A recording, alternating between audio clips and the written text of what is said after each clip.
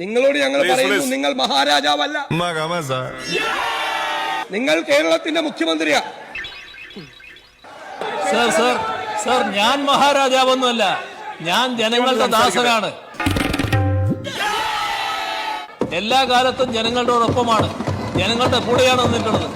ജനങ്ങൾക്ക് വേണ്ടി എന്തും ചെയ്യും,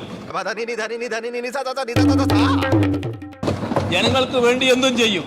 എന്ത് ജോലിയും ചെയ്യും. അതിന് ഞാൻ എന്ത് വേണം? എച്ചിൽ പാത്രം കഴുകും, നിലം തുടക്കും, വിറക് കീറും, വെള്ളം കോരും. പോരിക്കോ? ഞാൻ ജനങ്ങളുടെ ദാസനാണ്. ഇവനാള് കുഴപ്പമില്ലല്ലേ? അതെ, ഇവൻ ആള് മൊണ്ണയാണെങ്കിലും തന്തക്ക് പറക്കാത്തവനാ. എല്ലാ കാലത്തും ജനങ്ങളോടൊപ്പമാണ്, ജനങ്ങളുടെ കൂടെയാണ് നിന്നിട്ടുള്ളത്. ജനങ്ങൾക്ക് വേണ്ടി എന്തും ചെയ്യും.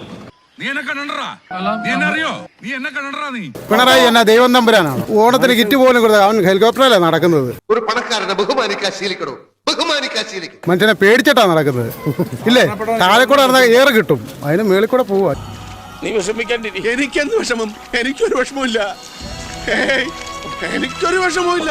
അവന് വിദ്യാഭ്യാസമില്ല, അവനെ എണ്ണം പോലെ അറിഞ്ഞൂടാ. എടാ നിനക്ക് എന്തെങ്കിലും ഒരു കഴിവുണ്ടോ? നാറി, എന്തിനാടാ ജീവിക്കുന്നത്? പോയി മരിക്കടാ.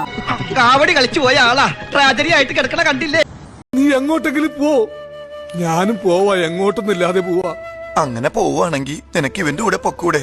അവൻ ഒറ്റക്കല്ലടാ പോണത്. അത്രക്ക് ദണ്ണമാണെങ്കിൽ നിനക്ക് ഇവന്റെ കൂടെ പോയിക്കൂടെ? പോകാമായിരുന്നു. ഈ നാടും കൂടെ വിട്ട് ഇവന്റെ കൂടെ പോയാ പിന്നെ എനിക്ക് നാട് വിട്ടു പോകാൻ ഒരു നാടില്ലാതാകൂലേ ഈ ഭൂപടത്തില്? തുറന്നു പറയുകയാണെങ്കിൽ നാട്ടുകാർക്കെല്ലാം നിങ്ങളെപ്പറ്റി വളരെ മോശം അഭിപ്രായമാണ്. അതിനെനിക്ക് നിങ്ങളോട് സഹതാപമുണ്ട്. പക്ഷേ ഇനിയെങ്കിലും എല്ലാരെയും കൊണ്ട് അതും ഇതും പറയിക്കാതെ ഒരു നല്ല രീതിക്ക് ജീവിച്ചൂടെ? ഞാൻ ജനങ്ങളുടെ ദാസനാണ്. പണി